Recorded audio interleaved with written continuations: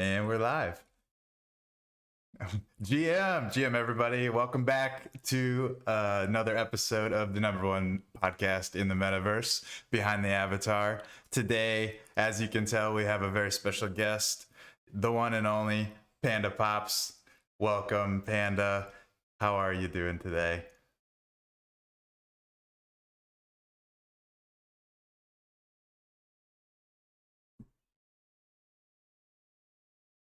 Oh no, your audio was working and now it's not. It broken? Let me try this. There, I think I got it back. Yeah. I don't know what happened, but yeah, now you're green. Yeah, I'm here. Yeah. Okay, So she. no one got to hear that great introduction. Oh my gosh, what a shame. What a shame. Well, you can repeat it, or you can just say hi everyone. Yeah, just hi. It's been a good day. It's the evening here. I'm excited to be here and thank you for having me on as well. Yeah. I've been wanting to have you back on the show. I know. I think, anyways. I don't have a video of us, so I'm assuming it was back when I was doing Twitter Spaces of the show. It was my first ever Twitter space I think I was ever on. That I Okay, did. Yeah. nice. We popped your Twitter Space cherry. I do. I think I do. I think I do remember that now. It was you were nervous about it, but you figured it out right away. So Yeah. it was all good. Well, welcome back to the show, and now we can have you officially cemented into the history of the show and actually have something to look back on, which I think is going to be super cool. Like that's one of my I don't know if it's my biggest reason of doing this show, but one of the things that I'm super excited about is like 5 years down the road, it's going to be super cool to be able to come back and look at all the different guests that I've had on, you included, and just like see where everyone has gotten, because this is the beginning of a lot of people's at least metaverse story. And I think, just judging by a lot of the people that I've talked to, even their first kind of like entrepreneurial like journey into doing something that is kind of for themselves, as a side hustle or a full-time business. We've had both styles of people on the show. So before we dive in and just start chatting, do you want to give, I know a lot of people obviously know who you are, but for those that don't, do you want to give just a quick little introduction of who you are and what you've been up to? Yeah, sure. I am Pandapops. I am a crypto content creator, artist, and general Sandbox community manager. That's one of my newer roles from earlier this year. Became a community manager, create different content on YouTube for crypto games, as well as making NFTs for Sandbox and just educating people how to use Vox Edit. Beautiful. How long have you been playing and streaming like crypto games? I feel like, because I feel like that's how I found you originally, and then I saw you doing the Sandbox stuff, and I was like, ooh, okay, I want to look at the Sandbox thing. But Yeah, so it was back in 2019. I just was doing normal like game streaming. Wanted somewhere to stream that wasn't Twitch, found D Live. That happened to be a place that had a lot of crypto enthusiasts on there. Found Axie Infinity from people playing it, was like, hey, this looks kind of cool and cute. Learned about like Axie, they were like, oh yeah, you need Ethereum. I was like, what the is Ethereum?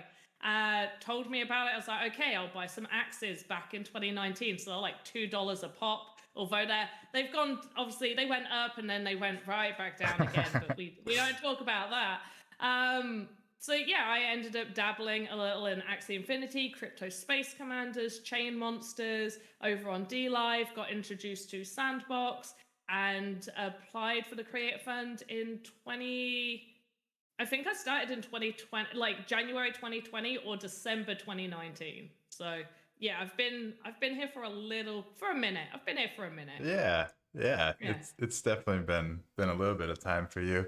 Um, it's already almost 2023, which is crazy. Yeah. I can't believe this year, of all the years, I feel like really flew by.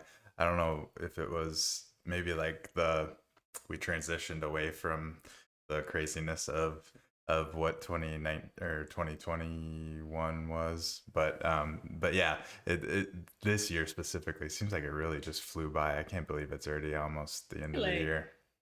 See, for me, it's the opposite. Yeah. I've done so much this year. It's always if I'm really busy and like not just doing like the same mundane activities, then the year just feels really long.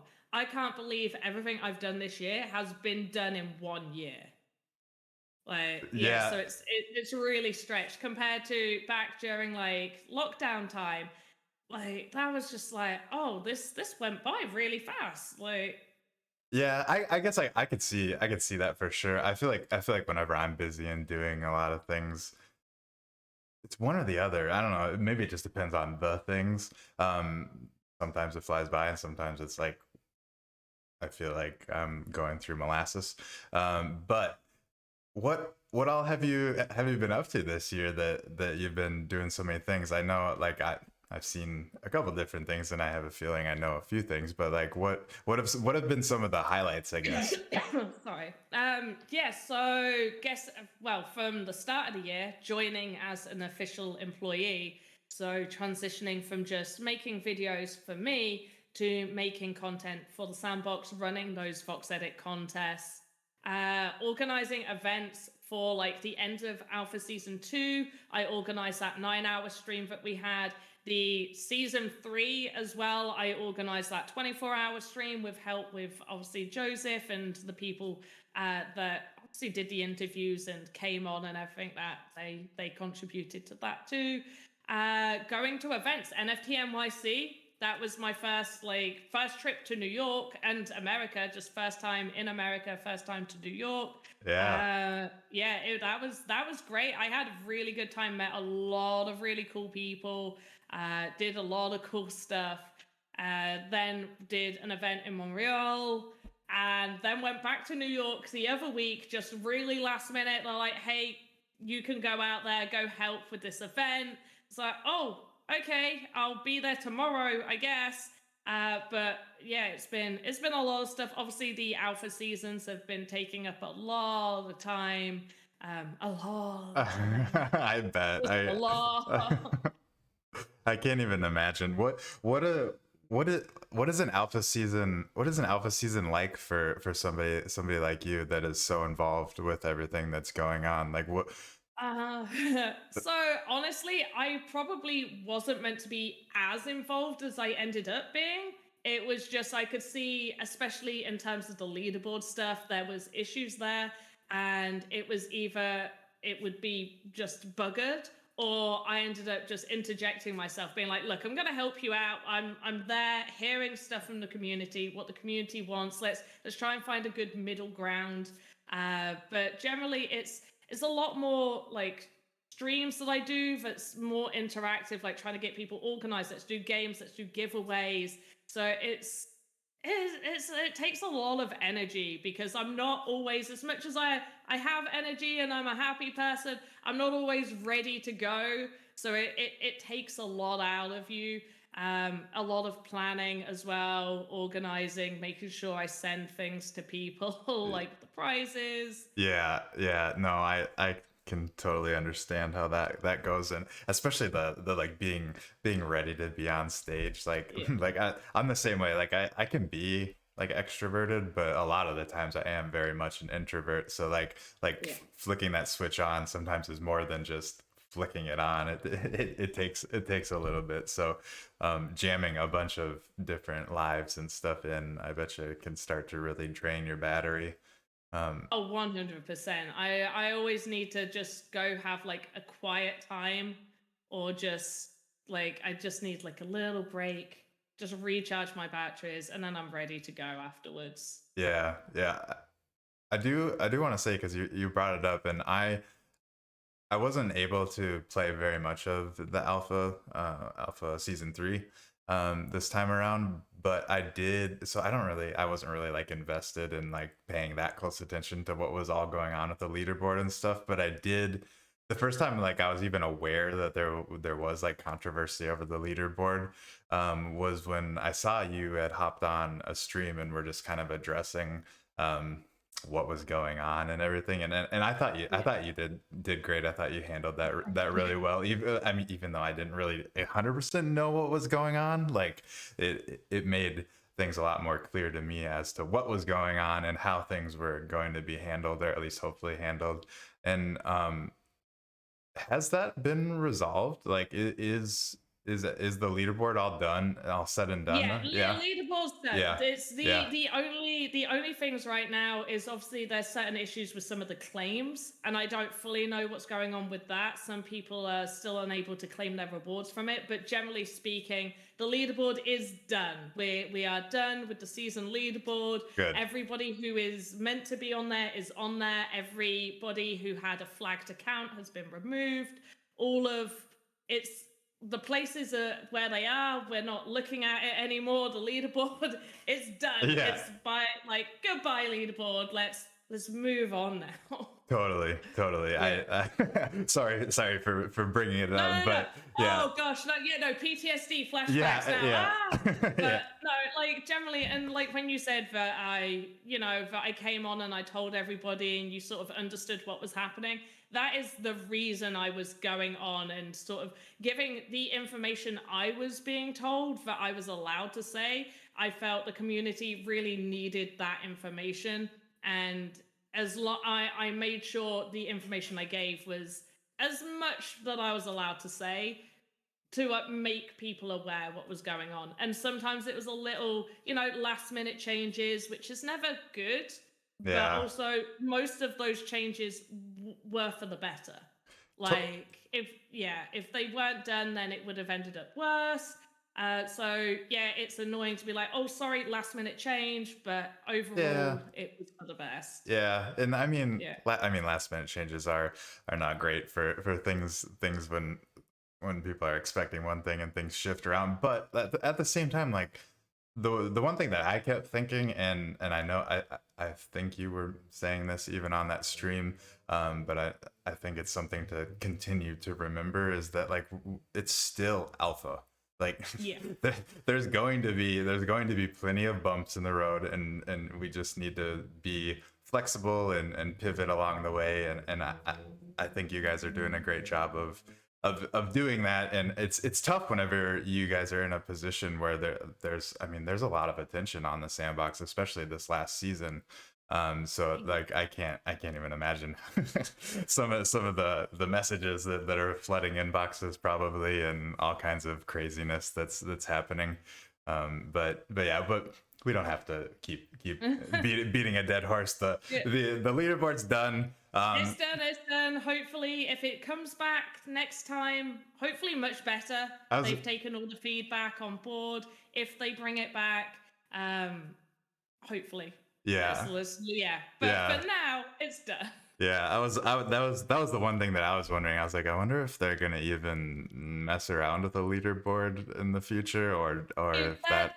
There's ideas. There's definitely been a lot of feedback, and one thing that Sandbox really does take on board is community feedback. It may not be obvious like straight away because things need to be implemented. There's no like code button which is just fixed. Like you can't just start recoding stuff and just press a magic button and everything's just how you need it to be. But generally speaking, that feedback does get sent. That like the higher ups, like the top of the chain sees that feedback, and so it all does get taken on board.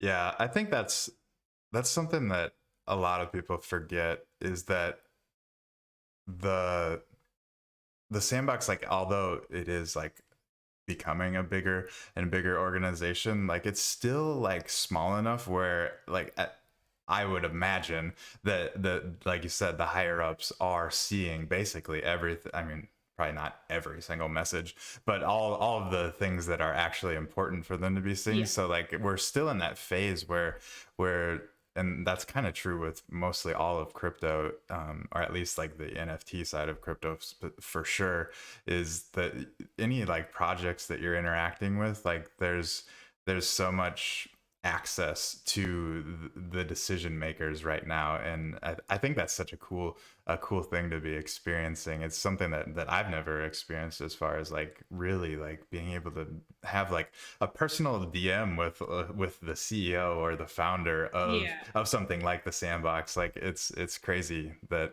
that's happening, but I mean that's where we're at right now. It So and it's nice as well. I know I've been in rooms with these people and I've had ideas and I've started speaking to them and they are fully interested in listening to everyone. Like they want to know your ideas, they want to listen to you. And I think that's just a really good thing for a company to be doing.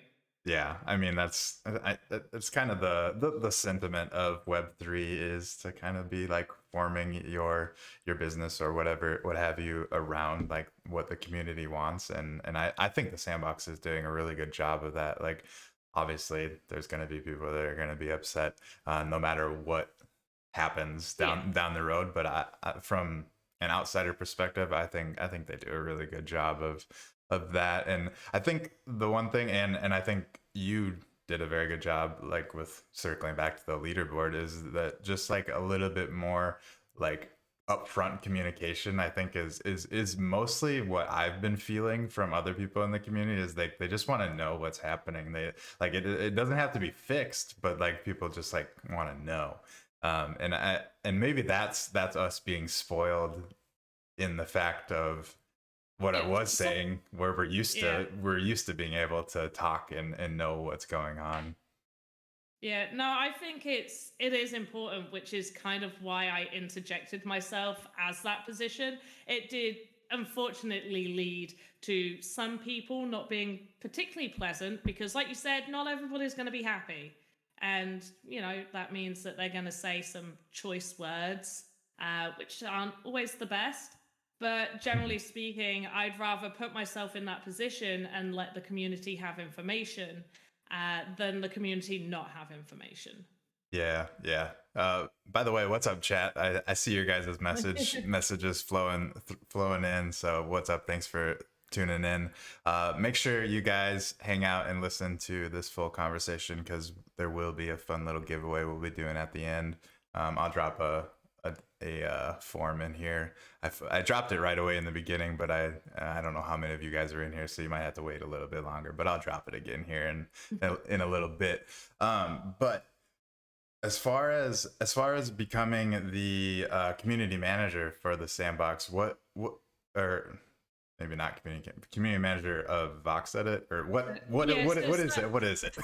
so I'm the Vox Edit community manager. We have a couple of different community managers. So I'm the Vox Edit community manager. So I take on your feedback. I report to the team. I organize Vox Edit contests. I help process all of those contests, and just generally make content and teach you guys how to use Vox Edit for the Sandbox. As well as basically what I'm transitioning into is also heading up the stream team. So I'm officially organizing stream events like the 24-hour event, like when I do the off-season games, when I go on like Thursday evenings and I show the latest off-season experience that you guys can play, and I play it and do a little show off with it.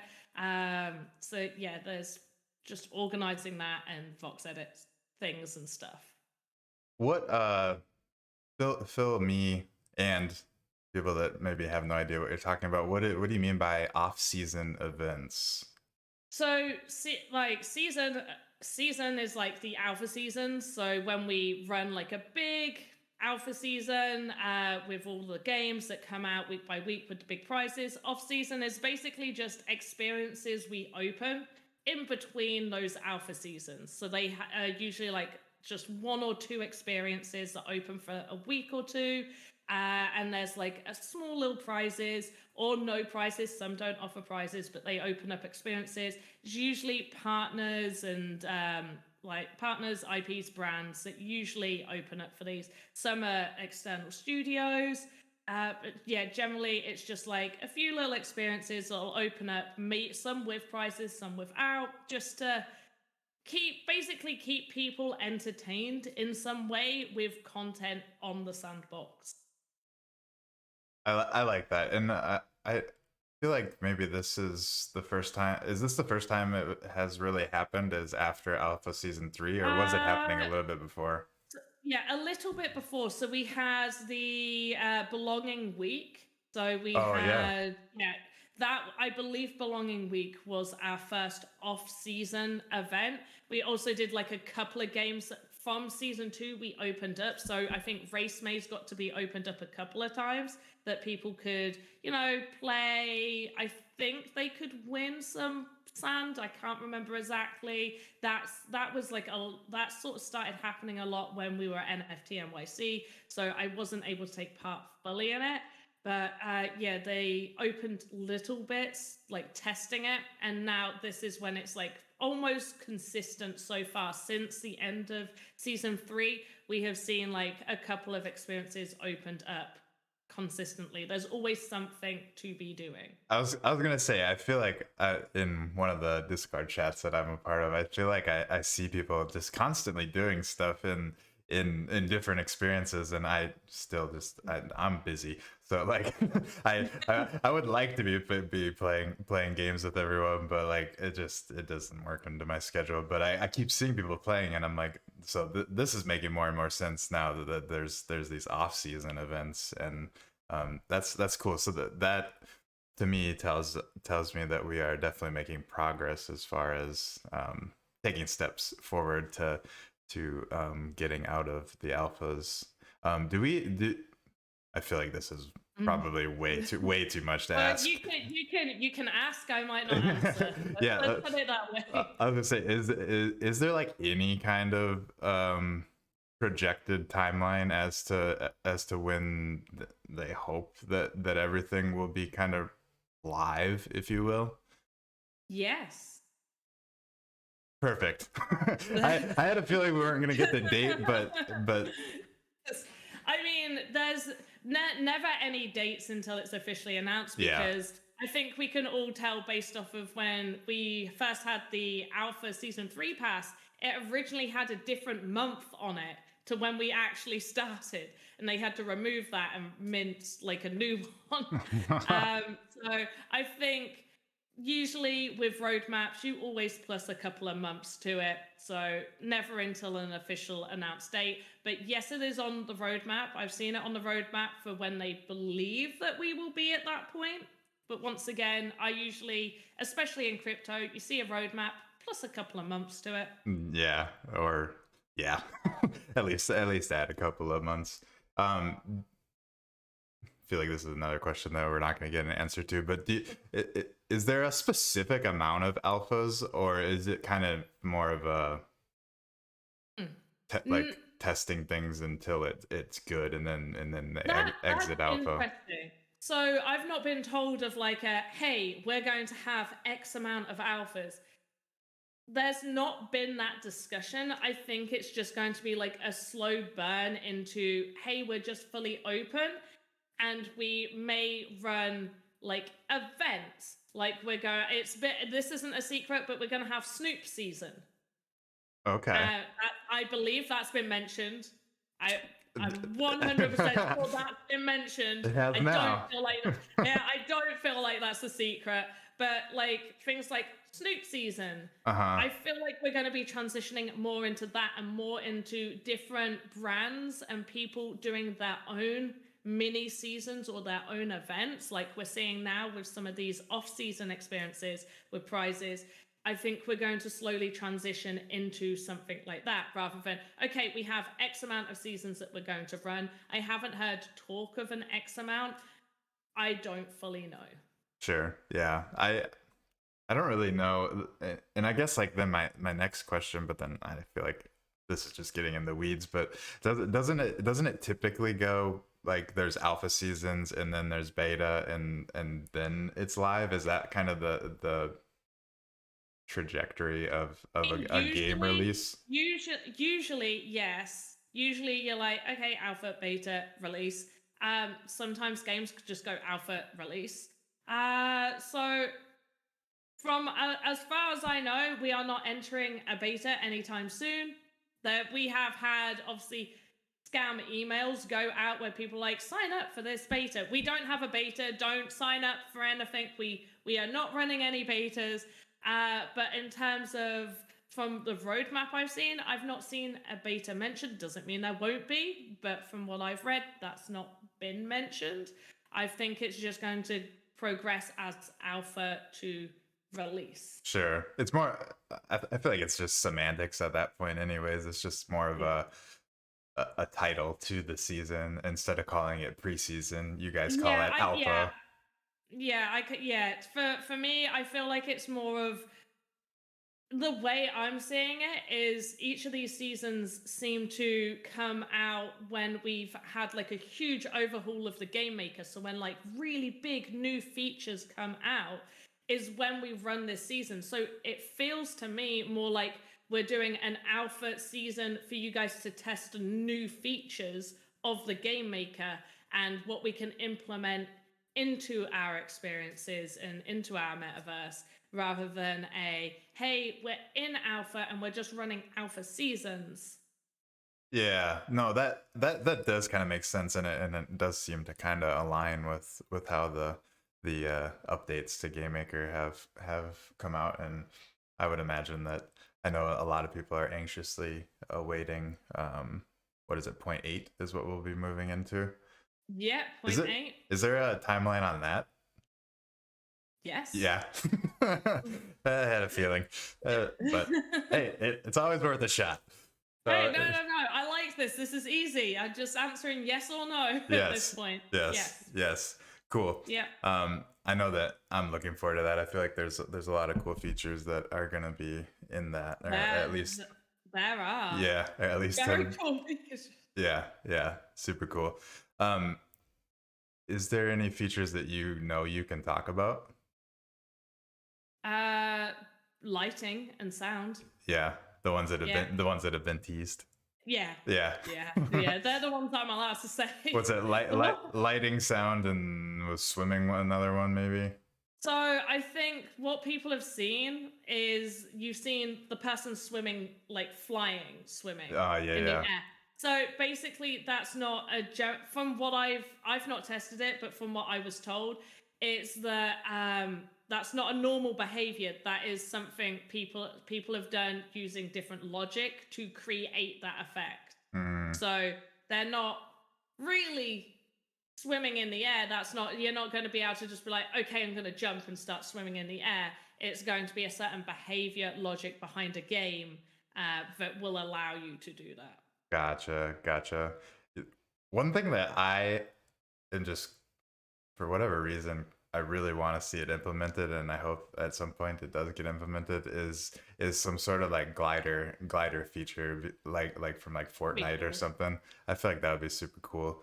I feel like it's something that obviously like the game developer would have to decide if you could use that or not, kind of thing.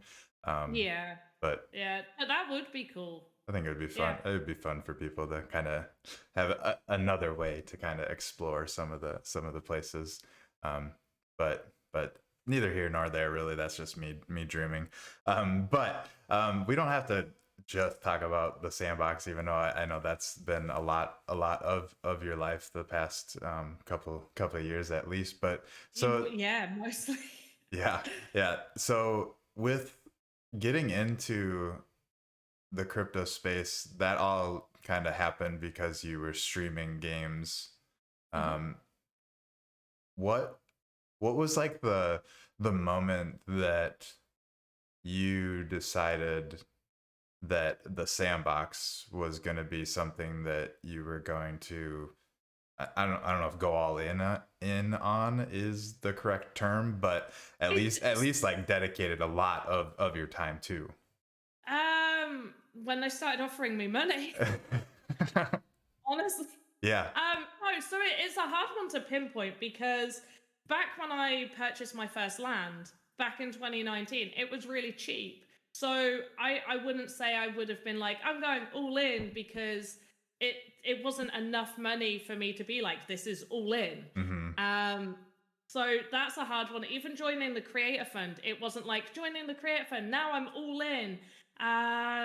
and even like earning with the creator fund, you receive your pay in sand, and I was using that to purchase land as well. And back then, it still wasn't like I'm all in.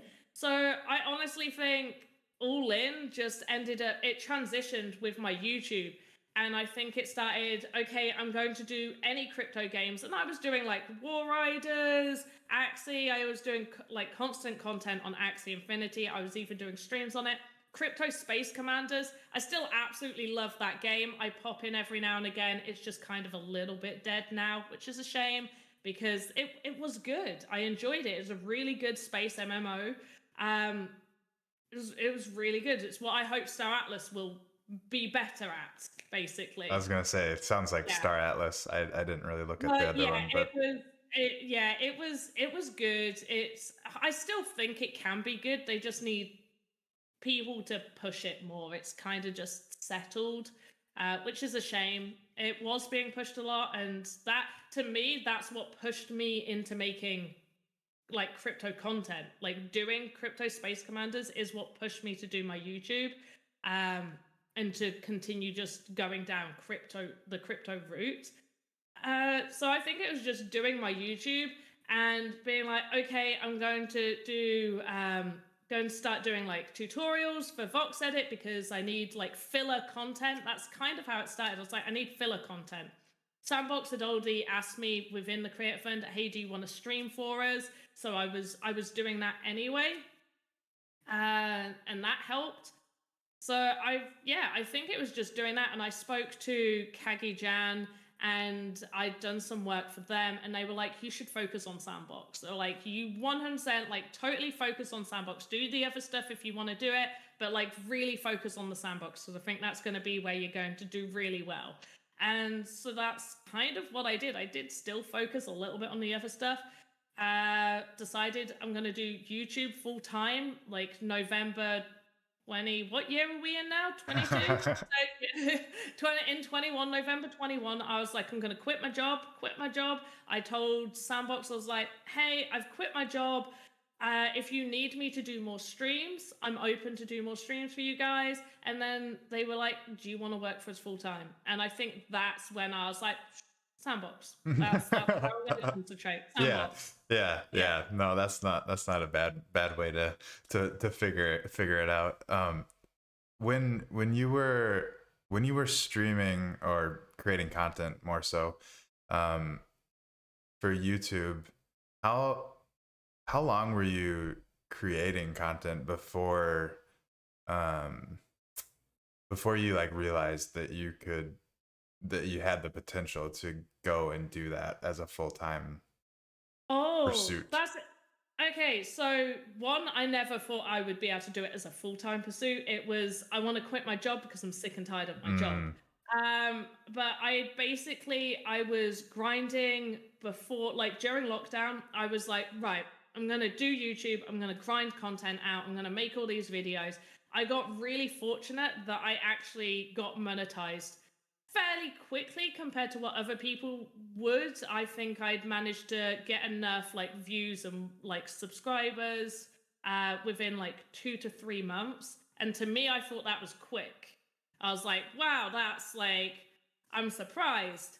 And then so I was like, okay, I'm just going to smash out content. I was averaging and it's not much money for most people, but I was averaging like £100 less on YouTube ad revenue than my actual job. So I was like, for £100 less, I might as well be home and be happy than get up at 4 a.m. to go to work at a pub where I'm just miserable. I think that was a good choice. Yeah. Oh yeah, best choice I ever made. Like family members being like, "Oh, you can't quit your job. What are you doing?" And luckily, supportive partner being like, "No, it's fine. We'll do it. Don't worry about it." And yeah, best decision I ever made. And look at how everything worked out, just how it's supposed to. So that's awesome. Everything fell in place. Yeah, no, that's great to see. I love when you hear stories like that. And so what, you were working at a pub in the morning? So I was That's interesting. No. So I would go in, I would clean and set up and do Okay. all of that. I hate people to work fully in a pub with people. Uh-huh. So they're okay. Sometimes I've been in like in the afternoon and I'd help out a little bit, but no, I'm usually the other side of the bar. I don't want to be the person behind the bar. I want to be the person being served from that side, having the good time. I don't want to deal with the customers. Yeah. They're awful. Uh, Customers are I awful. I feel that. I bartended for a little while, and it's just like, obviously there's some customers that you enjoy, but I would say the majority of them you're just like, just put on a smile and and talk about whatever the heck they're talking about and pretend like you care. Yeah, Which, pretty much. But no, it was. I say I hated it. It was kind of nice. Like the mornings, I didn't like. I'm not overly a morning person, but being able to go in, put stuff on my phone like music, or put some YouTube videos on while I'm working, and just get on with it. And I'd have like 3 hours to myself, and then a couple of hours where like the manager would come in. We'd sit, we'd have breakfast together, we'd have a nice chat. I'd get 3 cups of tea, which is always nice as a British person. I love my free tea.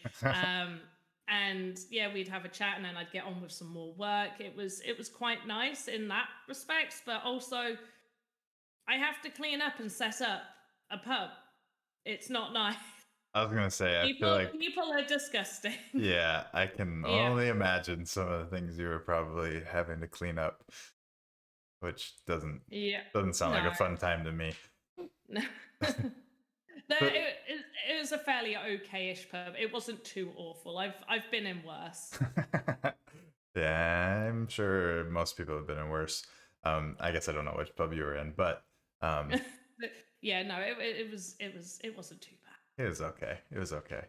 So what do you see as your future, with, well, I don't want to say just with the sandbox, but like in the crypto space in general, like where do you see yourself going? Like, you've worked yourself into a position with a really solidified project and business in the metaverse and in crypto, but like what's next?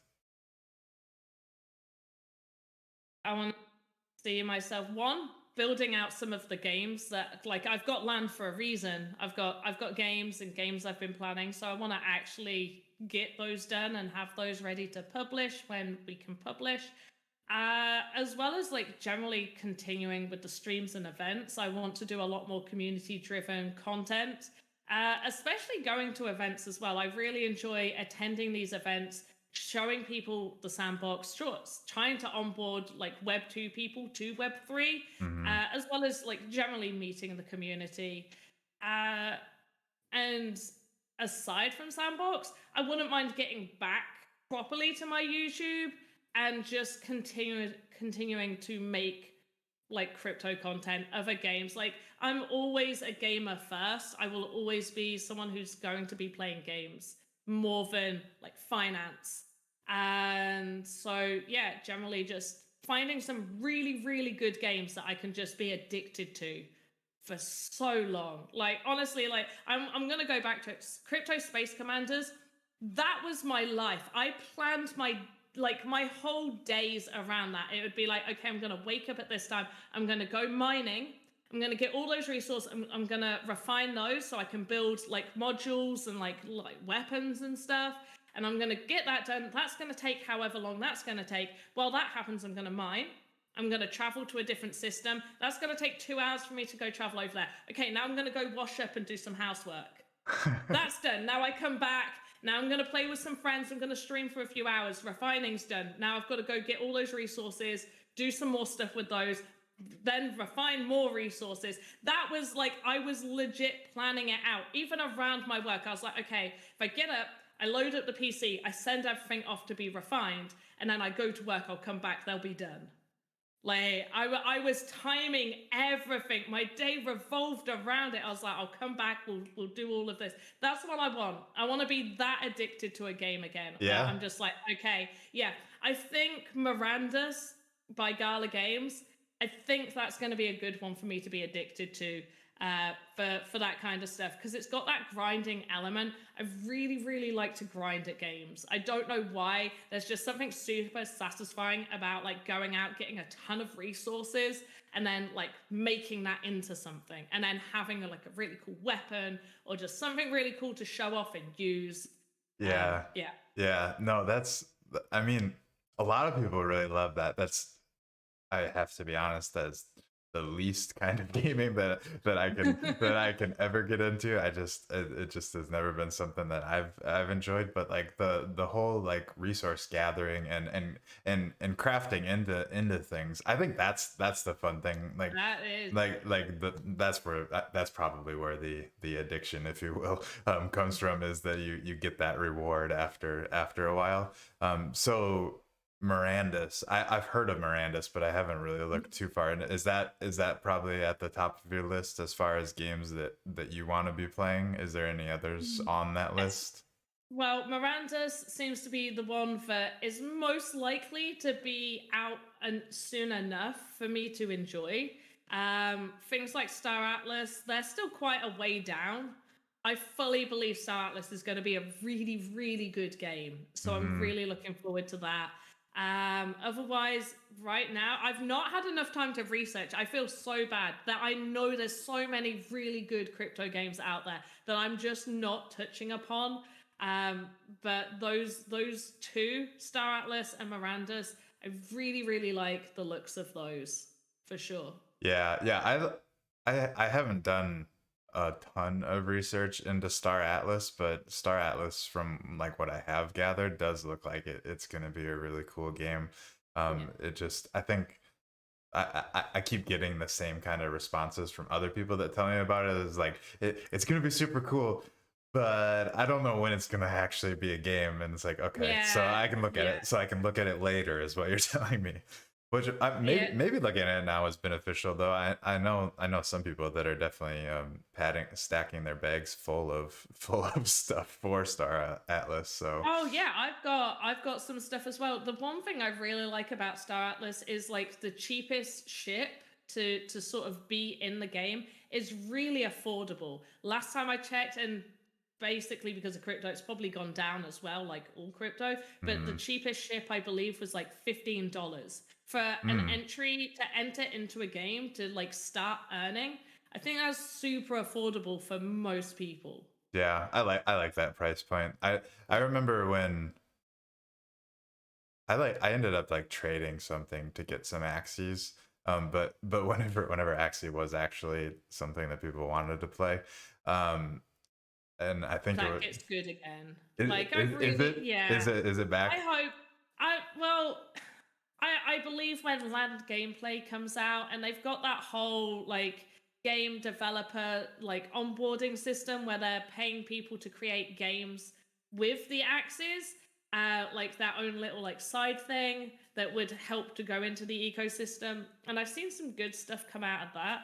But yeah, I mean, for me, just doing the cards is just I got a little bit too bored of it, and I do phase in and out of games. I always have done. I will be like hardcore into The Sims for like 3 months. That's all I'll think about. That's all I'll do, and then I'll never touch it for like a year. Hmm. And same with Pokemon. I'll be like really like I'll need to like just sit there for 3 days solid, and I'll play it, and then I'm done. I do the same thing with Yeah. specifically a couple of the games that you just mentioned, um, especially Pokemon. What Pokemon do you play? So the most recent one is the damn it, what was it called? The one where I know. you There's go so back in many. history. No, the one where they go back in time. The one on the Switch, where Oh the yeah. yeah, that one I liked that. That was really different. But if you're asking what my favorite is, it is Heart Gold or Soul Silver, depending on which Uh one you huh. played. Uh huh. I haven't That played that that for a was my long time, but yeah, that was my favorite. It's my I don't want to say it's my favorite gen of Pokemon, but it's definitely the game I enjoyed playing the most, and I think it's because it was basically two games in one. You have two of the regions to explore. hmm. Um, but I did quite like Pokemon X as well. So Heart Gold, Soul Silver, or X and Y.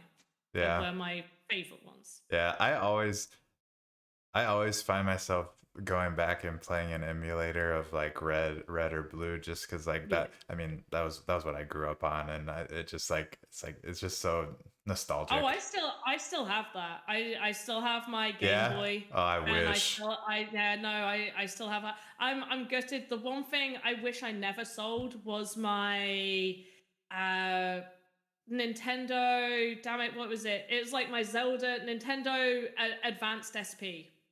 So it was like the gold one with like the Zelda logo on it, Oh, I do remember and seeing those. yeah, I didn't and have them. like I had it for a real long time. I was expecting my daughter, and I was like, I need money. What am I not using anymore? I was like, I'll sell it. It doesn't matter. No. As soon as I sold that, I was like, why? Why did I do this? So no, so that's probably a big regret. But I sold that. But I am a mini hoarder, so if I kept it, I yeah, it I would have just had too much stuff. Yeah, yeah. I I never really like held on to a lot of my gaming systems, but like looking back at it, I was like, dang, I should have held on to all of Oh, those. And then yeah. and then my dad threw away all of my Pokemon collection at one point in my life when I No. yeah, I don't even remember what I did, but it something that made him mad, and he threw them all away. And I was like, I remember when the Pokemon card craze was going on, like a couple years ago, or whenever that Yeah. major pop in it was. I remember sending him some photos of like of what the cards were selling for, and I was like, remember when you threw these exact cards away? I Oh. was like, I'm pretty sure I would have Were still they had were they those. were they like in sleeves and everything? Were Yeah, they? yeah. Oh no! I was such a nerd with them. Like I wouldn't let anyone touch Oh, them, and and then oh, they ended up in the trash. So yeah. yeah, sad. That's a sad thing to look back on. But That is that's not good. I, Oh, I always like wondered too. Is like if I would have held on to them for that long, I wonder if I would have wanted to sell them at that point, or if I still would have like wanted to keep them. I probably would have sold some of them, yeah. No, but I think you would have kept them. I know I would have done. Like I would have been looking at going, no, I can't. But yeah, like I made a mistake with my Pokemon cards. It like family didn't get it. And they were like, my cousins were getting to the age where they loved Pokemon. And they were like, why don't you let them have your Pokemon cards? Now, in all fairness, mine weren't neat in sleeves, so they definitely wouldn't have been worth that sort of money. But yeah, every time I look back, I gave like them the majority of my Pokemon cards, kept a few for myself.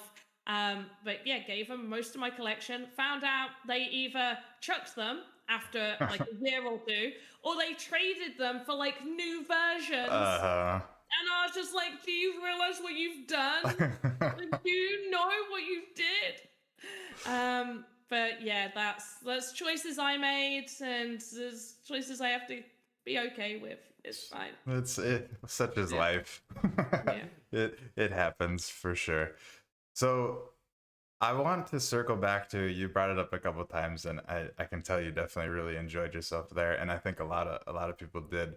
Um, NFT NYC or NYC Mm-hmm. NFT, however whichever way they say Yeah, it. no, I never know. Wait. Oh, my jacket's upstairs. NFT NYC, I think it is. I think it's NFT Yeah. first. How was that experience for you? Because I know a lot of people Ooh. that went really rave about it, and I kicked myself. I was planning on going, and then I just decided not to last Oh, minute, and you were yeah. like, no, I don't want to hang out with the cool people.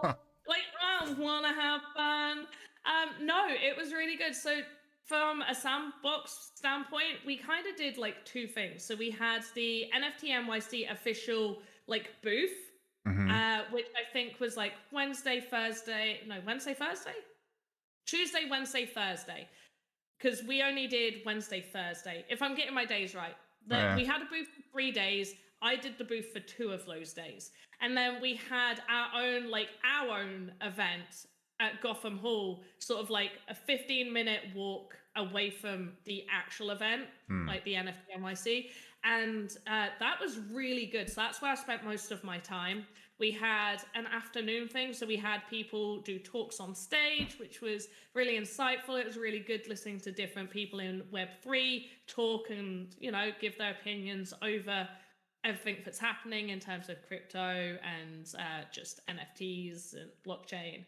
And then we had like our own special room where me, Joseph, and Alex and Conrad and Lucas was there too as well, where we were, like showing people how to play the game, teaching them to understand like what the sandbox is, showing them Vox Edit, which was really fun. At one point, somebody had a laptop and they were like, I really want to make this thing. So I basically did a one-on-one session over the best way that they could build what they were wanting to build, which they were not expecting at all. They just was hoping I'd give them a few tips. I was like, no, let's get this bad boy out. Let's have a look together. Let's try and figure this out for you. Let's make this happen. And then we had the evening event. So that was like, we were still kind of working it, but it was more, we could enjoy the evening. So we had Steve Aoki play on the first night, which was absolutely great. It was loads and loads of fun. We had Tiesto play on the second night of that. We were fully packed for that, and I definitely enjoyed myself for that party. Yeah, it was really good. And then obviously for the other 2 days we were at the booth. So that was a lot of just, sort of some business to business. So people like with their things wanting to know what we do, and then just a little bit of business to customer. So just general people coming around and me being like, this is the sandbox. This is what we do. Blockchain, metaverse, NFTs, true ownership. So yeah, and we got to meet really cool people. Met Hoddle, we met Electronics. I got to meet Wayward for the first time, which was amazing. Cody and Lozen, I got to meet in person for the first. In fact, I pretty much met everybody in person for the first time. I'd never met Alex or Joseph in person before then. First time I met Seb. Was it the first time I met Seb in person? Maybe. I think so. We'll go with it. Probably. Yeah, I believe it probably was. But yeah, it was really good. There was a lot of really cool people there that I met, and I've really enjoyed that. Really enjoyed meeting people, teaching people, and just generally hanging out with them. It's as much as like I am kind of introverted, I love people. But also, like, I need a break after a while. But I generally love being around people, especially in that sort of environment. Same. I feel that it is nice to get a break though, when after you people for so long, it is a good thing, at least for me, and it sounds like you, to kind of get away for a little bit before you people more. But what was the experience like, or what has your experience been with onboarding new people to the sandbox specifically? Like what are some of the, I don't know, like reactions or experiences that you've had with people like that? So there's one of two people. Usually, some people fall in between it. There's either the people that are already kind of interested in crypto and NFTs, and you just kind of tell them some information and they're kind of on board already. They're like, oh, okay, we're going to check this out. They usually end up like taking my Twitter, staying in touch. Because I'm a big believer, like I keep my DMs open, which, by the way, chat, please don't just like flood me with DMs. But I generally do keep my DMs open just so people can ask me questions if they need to. And that's what a lot of these people do when I'm talking to them. And they're like, can we come back with questions? I'm like, my DMs are always open. Just add me here. I usually take notes about who this person was so I can try and remember. Then there's the people that hate crypto, and I had one interaction where this person just, I believe they were there purely to start an argument. I don't know whether it was like, because it was open bar. Open bar's usually not a great idea. I mean, it's a great idea, but it cannot be a great idea at the same time. And generally it's they were just very combative, and I was trying to be as respectful as possible, to the point where it's like, well, why are you here? why, like, what are you doing here if you hate crypto? If everything I'm saying to you, you're just like, no, no, no, that's not a thing. And it's like, but it is. And yeah, it's not fully implemented. We're still building, but also so is everybody else. And like, do you not want like ownership of your NFTs? Do you not want to own the things that you purchase? Um, and yeah, it's either that some people can be converted over. There was one of my colleagues was talking to someone who hated NFTs. They're like, I don't get it, I don't understand crypto, I don't. And then by the end of the conversation, they were asking for a job. And yeah, so That's converted. yeah. So a lot of the time, people either don't understand it and they just need that education to understand like why this is going to be a thing, like why Web3 is important and why ownership of like your assets is also important. And then you also have the people who are just like they don't care at all. They're there to just be there. Yeah. Yeah. We definitely have those, which is they're everywhere though. It's Yeah. not just in this space. But what do you think? What do you think is the argument you get the most from gamers specifically that don't agree or don't believe that NFTs specifically and Web3 blockchain altogether should be integrated into the gaming world? A lot of them are just like, it's a scam, it's not real, like it's not real money. It's like that generally seems to be their thinking, like everything is a scam, it's not real money. But they Hmm. don't seem to care that it's not real money when they're buying their riot points, it's not real money when they're buying Robux or mine coins, whatever. Mine, it is mine coins, right? Sure. Yeah, I knew the yeah, RP yeah, one, but yeah.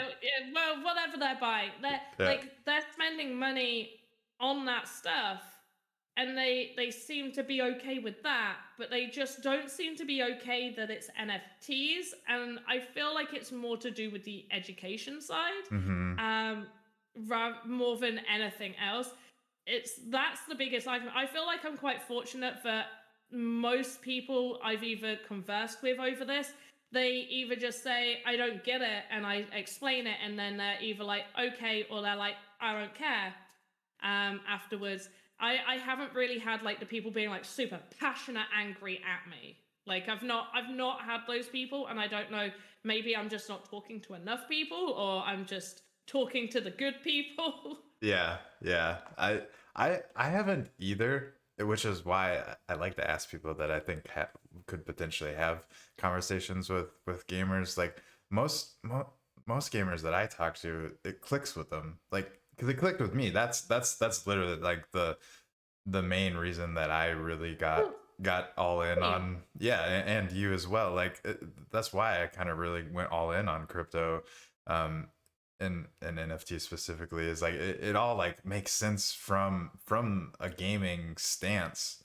Yeah. Like it just all really made sense to me. And it's like whenever I talk to, which like I said doesn't happen very often, but whenever I do talk to somebody and they have a lot of pushback against it, it's like I still haven't been able to pinpoint like what is it other than like you're saying they think it's a scam. Yeah. And they're stuck right there. Yeah. They can't get past that they've heard it's a scam, and they now believe that those words mean it's a scam.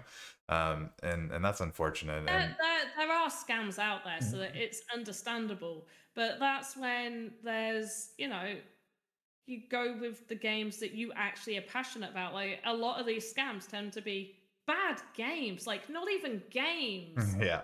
Like they're just bad things to play. They're not playable. I can't remember what it was called now. I hated it. Everybody was raving about it. It was like crypto blades.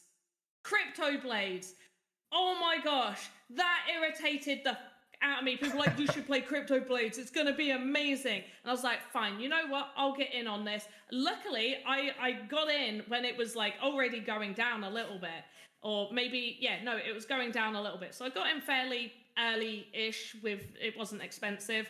And I spent a few minutes, I was like, this is gambling. Like you purchase your character, and then you click like fights, and then it does an RNG thing where it fights you against another random person, and you win or you don't win. If you win, you win a bit of extra money that you bet, basically, because it costs to fight. So you win a little bit if you win the fight, and you lose. Like, obviously you lose if you lose the fight. I was like, this isn't a game. This is glorified gambling. It's There's no a scratch gameplay. off. Or There was like it irritated me so much. I made a video about it, and I was just about as passionate right now about how much I disliked it as I was in that video, but slightly more polite, because it wasn't a game. You will never convince me that that was a game, and it died.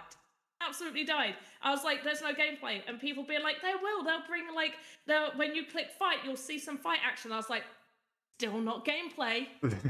That's still like that I'm pressing a button. They're like, oh, casual game. I was like, no, not even casual game. Casual games still have me doing some form of activity. right. No, Right. no. Yeah. You will never convince me that that is, and that's kind of the same. As much as I love Star Atlas, right now the section that you can do in Star Atlas is you can stake your ships, so you can get like food, resources, ammunition and stuff. You purchase that, and then you go and send your ship out on a mission, and it basically uses that, and you earn money from doing that. It's basically staking. Yeah. So you're sending it out. But that, they have never claimed that's gameplay. Other people are like, oh, you can play Star Atlas already. I was like, it's not gameplay, that is staking. Yeah. And I actually had a conversation with one of their team members where I was like, oh yeah, I really like Star Atlas, but obviously you don't have gameplay, you have like ship staking. And they're like, they agreed with me. I was like, it's not gameplay. Right. And I'm in the same boat. That it drives me nuts when projects say that their game is staking. Like that's No, not, it's not a game. It's not a game. you're just rewarding people for not selling your thing. That's all you're doing right now, and anyone that understands what staking is should understand that. But then again, I mean, I don't know, maybe some people do like that. Maybe they like it. I mean, I like gambling. I've definitely dabbled in I like it. I'm not good at it. I will never gamble like that again. House always wins. Let's just put it out there. But yeah, generally, you know, staking to me is just gambling. If you enjoy gambling, great.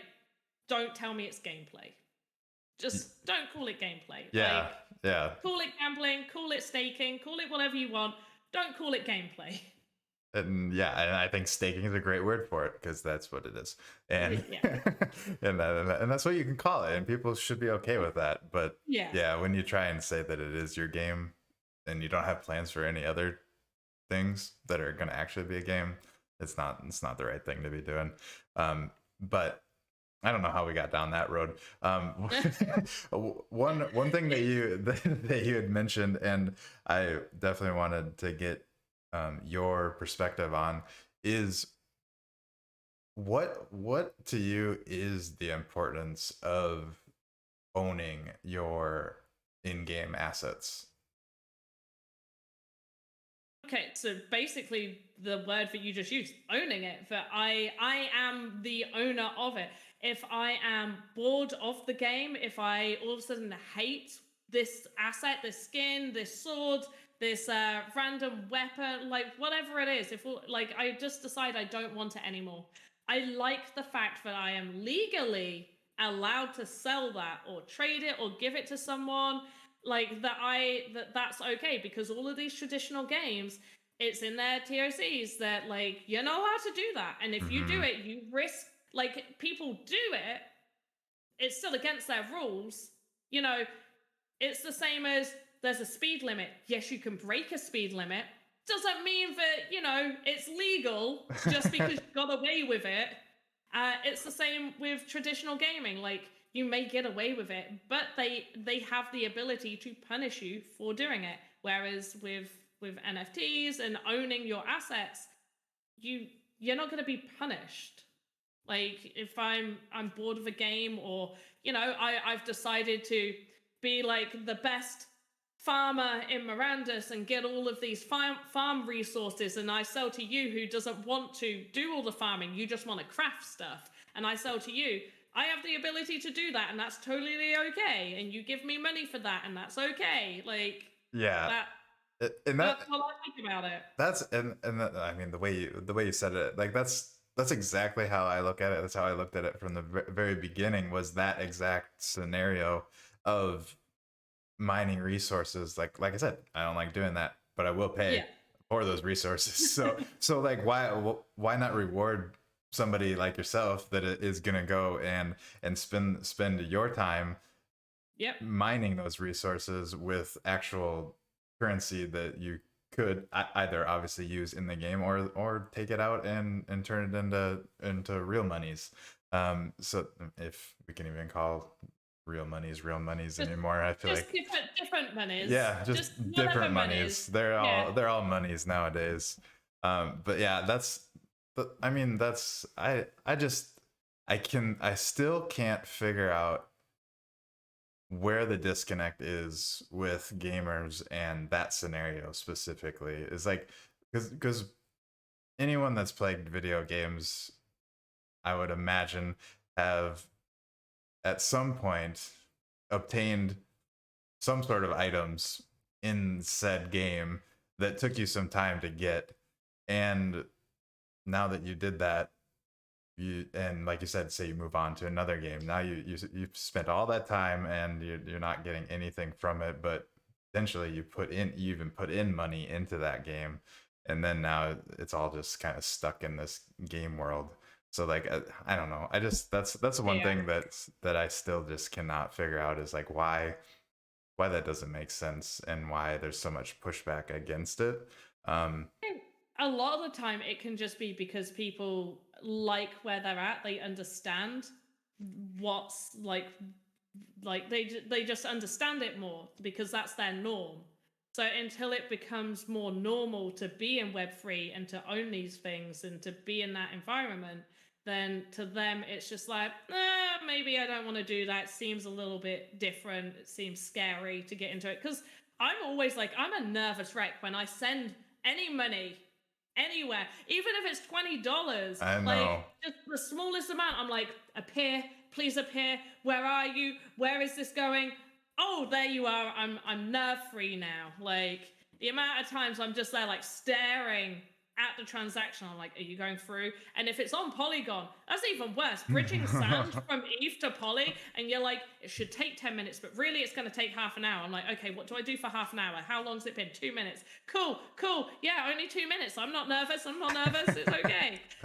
So yeah, I think there's like people not understanding crypto first, people being like just used to what they're used to, and maybe also a lot of people are comfortable in just like certain games. So a lot of people talk about like what if these games onboard crypto? So what if RuneScape all of a sudden makes like a crypto version? Then it becomes a thing of like, do people really want to then spend, like my partner spent 15 however long years, maybe longer, on his account. Mm-hmm. If they implemented crypto on that, would that be like a lot of games want to do it where you have your normal account and then you have your crypto account? Do people really want to all of a sudden start from zero again after spending 15 years on that account, which half the time they're not even playing it for the point of like having fun anymore? It's like, oh, there's something new for me to do to reach level 100. Let me just sit here and tap my phone for 20 minutes. Like Yeah. it's one of, yeah, it's there. I feel like there's a lot of different reasons why they get stuck at that wall. I still feel like the main one is education, and like also just being used to just that just what they've been used to that whole time. Like, Yeah. I mean, it's kind of, I mean, this happens with everything new. Like back when the internet was just becoming a thing, like everyone, I mean, I don't really remember this, but I've heard plenty of stories of it, that everyone did not believe in it for the longest time until like obviously like it takes time for things to progress to the point where the majority of Yeah. society starts to actually believe in it because it's actually to a point where it's something that they're interested in doing. And I think that's going to be the case with crypto and gaming. Like until there's games that really draw people in for the game itself. Yeah. Alluvium. You said earlier, which games am I looking forward to? Alluvium looks like a good game. It's because you said games that draw people in. Alluvium looks like a good one. Yes, Illuvium does Yeah. look good. That's another one that like has been on my radar for so long, and I just like every once in a while it'll pop back up on my radar, and I'm like, oh, Illuvium, they're doing more stuff. But Yeah. yeah, that one does look like it will be I do fun. need I do need to catch up on that because I did have the beta when it's because it's got. Have you ever played League of Legends? Yeah, that's probably one of the Yeah. main games that I'll play here and So, there. so you know, like team fight tactics. Hmm. Yeah, so the beta that they had for Illuvium, the first bit, was very sort of teamfight tactic esque. It wasn't Yes, like yeah, it had that like that feel to it and that style. And I really enjoyed that. Teamfight Tactics is one of my favorite game modes on League, just because it's not, very toxic. yeah. Same as Aram. I don't mind Aram. Sometimes that can be a little toxic, but either way, Illuvium, it had that feel. It's got really good graphics, and Super I good. have seen and I've seen some like new stuff come out, and I definitely need to check that out. But Yeah, yeah, it's one I'm looking forward to. they popped up on my radar recently, like within the last week or so. I feel like so they must have released like a new trailer or something that Yeah, well, that must be it, because like I'm sure it's like in the past week. That's why it popped in my head. I was like, they've definitely done something recently. Yeah, Hmm. Yeah, no, that's always been. It just looks. I think it's more the visual appeal. Is what yeah, they really have going for them, but that's what it's gonna take. It's gonna take something like that that really grabs people's attention and yeah. makes them want to play the game, and then when they're playing the game, then they're gonna they should eventually then realize Oh, like for sure. why I actually want this to be an NFT, and what I can do with it, and oh, I can go sell this and make money and pay my rent Yeah, because yeah, I played a game for a couple hours a day or whatever. I don't know if it's yeah. going to be that fast, but Well, yeah. Let's not give the people too much. yeah, yeah, yeah. Yeah, no, I'm always like grateful back in like the early Axie Infinity days when SLP used to hover between 2 cents to like 5 cents. And I know it's like slightly less than that now, but I used to really enjoy playing it, and I was earning enough that like it would cover my monthly food bill. Hmm. And to me, that was like, cool, that's helpful. But I wasn't playing it for it to cover my food bill. So I think it's always, you got to have like a really good, solid game. And then like that additional like payment should be like bonuses to your life. You should feel like, oh, good, I'm being rewarded for my time for playing a game I'm already enjoying and would already be playing. Yeah, and that's every like Twitter space or podcast that I listen to that has somebody that is from the actual like gaming world that is interested and embracing incorporating crypto of some sort into their future games. That's always where their mind goes, and it makes sense. It's like it doesn't make sense to make a game if it's not fun. Like you need to make a Yeah, game that's fun that people are gonna play, because they're not just gonna play it just to make a little bit of money. Like obviously yeah, some people will, but most people are gonna get bored with that pretty quickly. So yeah, I think that's I mean that's where we're at, and I think there's promising. It's hard to know for sure, but I keep wanting to believe that Sandbox can definitely be one of those that will grab the attention of the masses. It just I hope seems. so. I mean, I think a lot of us really I'm not. do I'm do not. hope I'm so. not biased at all. But gosh, I hope so. Yeah, and I mean, judging by what the what am I trying to say? Like the attention that it's gotten over the last couple of years, and the growth that has already started to happen. Like it definitely seems like it has the right elements that are bringing people in to get them interested in, and Yeah. then from there also kind of hooking them with whatever games that they have been able to play along the way, that people are actually realizing like, oh, this is really going to be something that's going to be fun to play. So and I mean, a lot of that has to do with the community and all the fun games that everyone's creating. So I mean, that's probably, maybe without a doubt, the most important thing is to have the community really contributing and creating cool games and experiences and avatars and wearables and all the stuff that people are creating. That's going to drive the growth of the sandbox, and I think the sandbox obviously realizes that. Yeah. That's the whole idea behind it. So it's going to be exciting to see where everything goes with that. um, I think I'm going to drop the link to the form for a giveaway, and we can slowly begin to wrap things up. And I don't know what time it is there for you, but I know it's definitely later for you than it is for me, so I don't want to keep you too much longer. Yeah, it's gone midnight. Oh yeah, But that's yeah. fine. Yeah, yeah. We'll start to slowly wrap it up. I'm going to see if, let me get the link in here first for you guys. Go ahead and fill that out. I haven't used this form in a minute, and so let me make sure somebody test that, obviously, and make sure that it's fill-inable. But I believe that should be good to go. And then I'm going to also try and share my screen so we can show people what they're entering to win. Last time this worked. We'll see if it works again. Oh, it's gonna do that. Boom. There we go. Can y'all see that? I think you'll be able to in a moment. I don't know if. Oh yeah, Panda, you should be able to see it. Yeah, I can see it. So Which means, if you want to give a little tidbit on what it is, and yeah. oh, So this is the Woodland Fairy I created in Sandbox quite some time ago. It was minted and done as a giveaway purely for Alpha Season 2 and special occasions. So I believe there has only been one other one done as a giveaway after Alpha Season 2.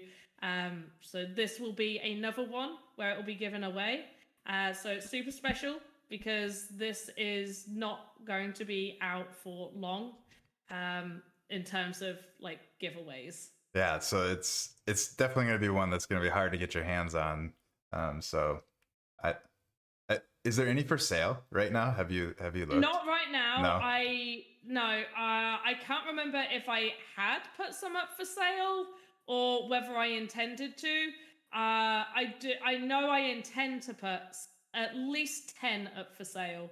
I want to keep 10 for my personal games and then 10 for sale, and then the rest were either going to just be held or special giveaways. That's awesome. Have you used this in any of your games that you're developing right now? Like, is this something Yeah, that's yeah. featured? Yeah, yeah. Yeah, so it's one of the fairies in my main game I'm creating called Pandonia. It was originally, it was just meant to be a little tiny like game that I created just to show like basic game mechanics that ended up evolving into like, hey, let's actually make something. I was like, okay, I don't know how to create games, but sure, let's do this. Yes, let's learn together.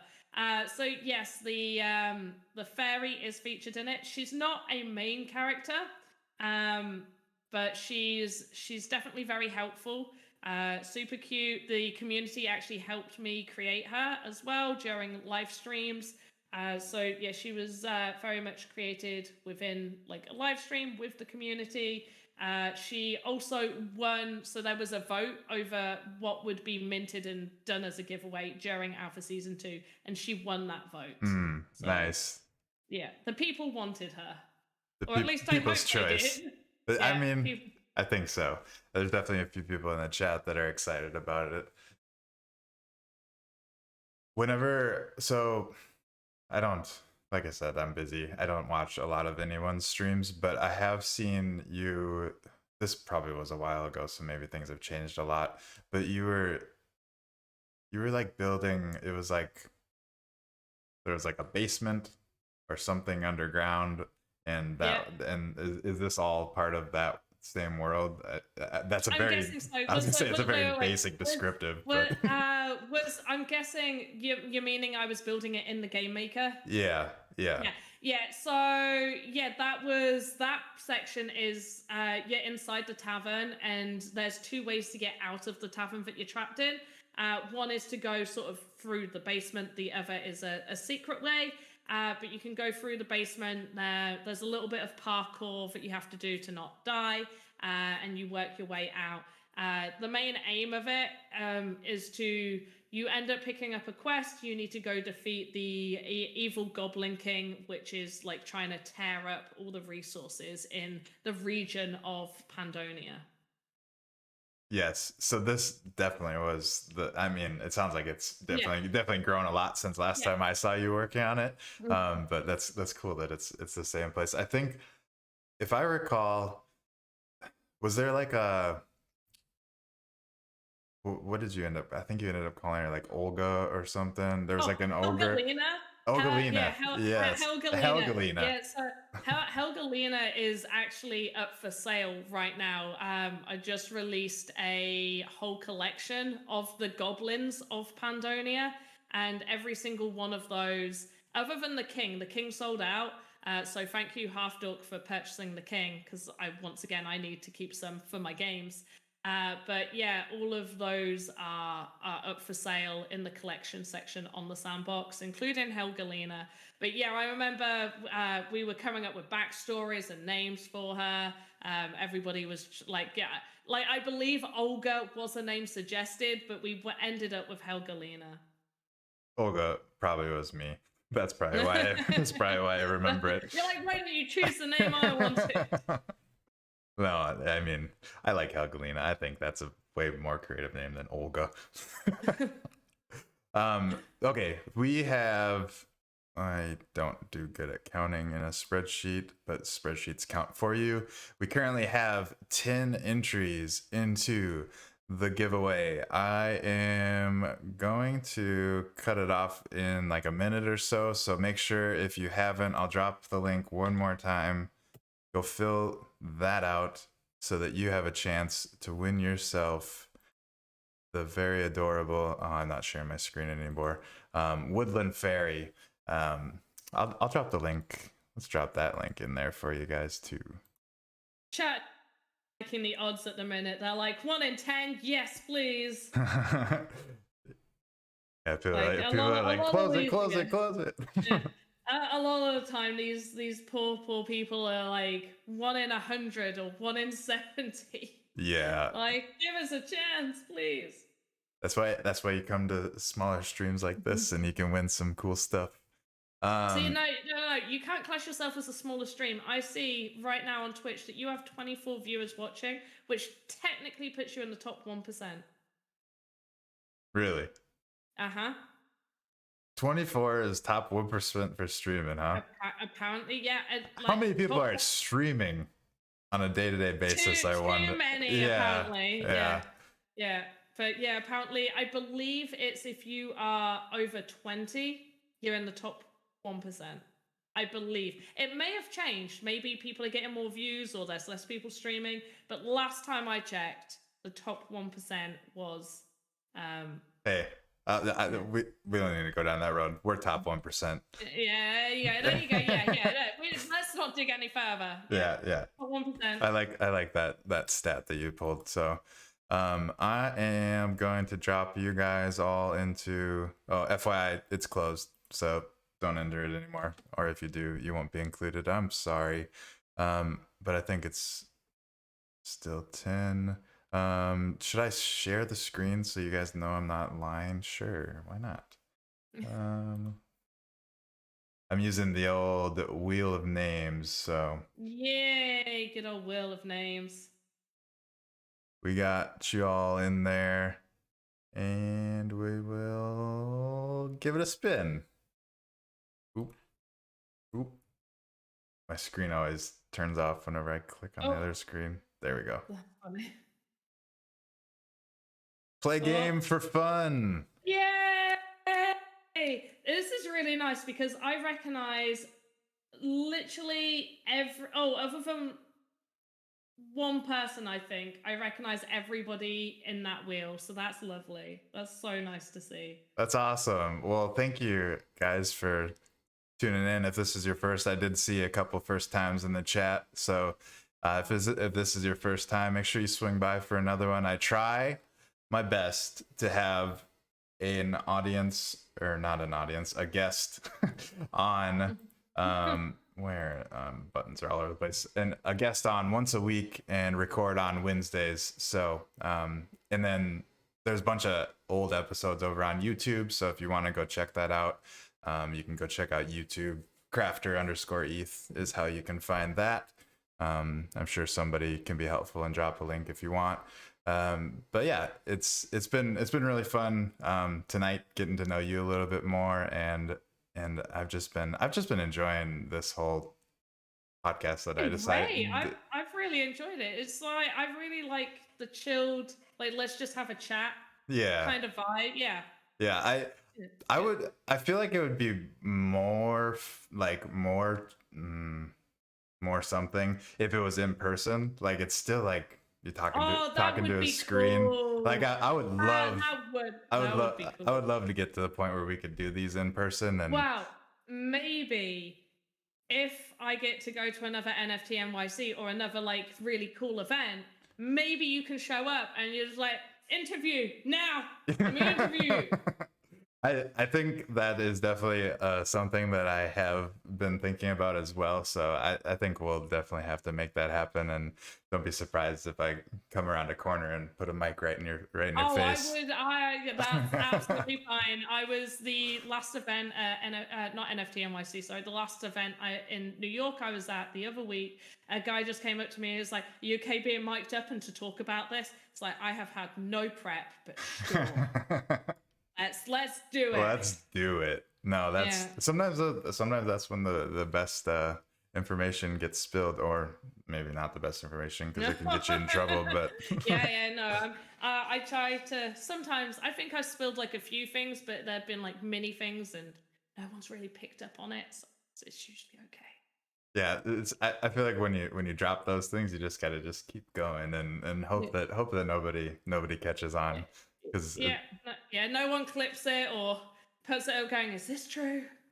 Yeah, and or sends it to Seb.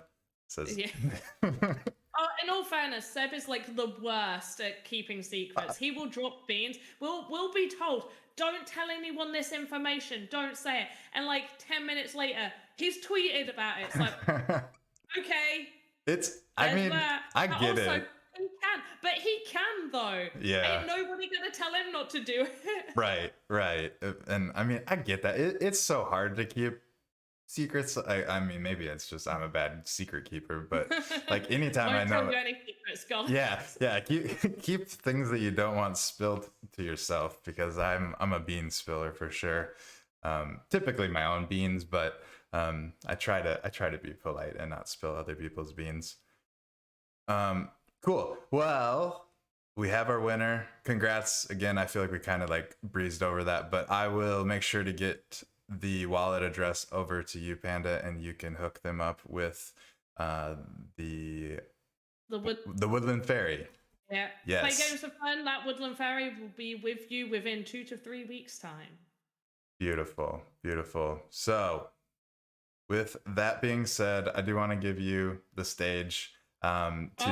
Just plug yourself, let people know where they can find you, how they can support you, whatever you would like to do for this last little moment, and then we will wrap her up. Okay, I'm plugging myself. This is showtime. Awesome. So, Pandapops, you can find me on Twitter, Pandapops7. Where else do I do stuff? YouTube, just Pandapops. Type in Pandapops on YouTube. I'll probably show up. Pandapops Sandbox, I will definitely show up. Pandapops 90 over on Twitch if you want to watch me do streams and teach you cool stuff and generally have a really, really fun time. You can also go over to the Sandbox and type in like Woodland Fairy or type in Pandapops 1. I've got my own avatar over there if you want to play me in the Sandbox. That's a big shill right there. Go buy me. Generally, just go buy me on the Sandbox. You can. Casual Panda is an actual avatar, says entity. It is an avatar. You can be me in the Sandbox, guys. And shill is done. The shilling is over. Beautiful. So yes, go follow her, go buy her stuff off the marketplace, show your love, show your support. And I'm sure we will definitely have Panda back on the show again sometime in the future. Hopefully maybe you'll be one of the live guests that we'll end up having. Well, there we go. I can break your cherry of being the first live person. Deal. That you have. I will hold you to that. I did see, and I have to guess that Sandbox probably will, but somebody, I think maybe it was Hodl, was saying that she hopes that the Sandbox throws an event for South by Southwest. And I live in Austin, so if anything's happening with South by Southwest, you definitely should make the trip. I would love to. I will. I know there has been discussions. I don't know if we're doing anything for South by Southwest. I know there's another event right after it, which I think is LA or Miami. Like literally, like it finishes and there's another event like a few days later. That I believe we're doing. I don't know, but if we are doing something in South by Southwest, I would definitely be like, hey, the community needs me. In fact, basically community go out there and say, hey, Sandbox, we need Panda at South by Southwest and we need Sandbox at South by Southwest. Just put both of us in that. Be like, we need community, like community needs Panda, community needs Sandbox. Like, just like generally you guys need to make that happen so I get a trip to America again. Yes, and Austin's a fun city if you've never been. So I have not. No. Yes, you would definitely enjoy it. Well, I hope that happens, and if it doesn't, I know that I will be trying to make my rounds to more and more events as the years go on. So I know our paths will cross eventually, and hopefully I can make it overseas and attend an event or something over in your neck of the woods as well, because I love to travel. So now that traveling is more of a getting back to a normal thing again, I want to get. Yeah, we can do that now. Yeah. I almost kind of forgot about that for a while there, and it's like, oh, I can start traveling again. I need to. So yeah. Anyways, long story short, that was a long way of closing out the episode. But thank you so much for coming on. It's been a pleasure getting to know you a little bit more, and we will definitely have you back on the show again. And thank you guys in the chat for showing up, hanging out, vibing along with us. We will catch you next Wednesday. I know that we have a guest for next Wednesday, and it is, put me on the spot, I think it's Maxie, but I could be wrong. I don't know. Stay tuned for the tweets, but I'm pretty sure it's Maxie. Anyways, thank you guys. We'll catch you on the next one.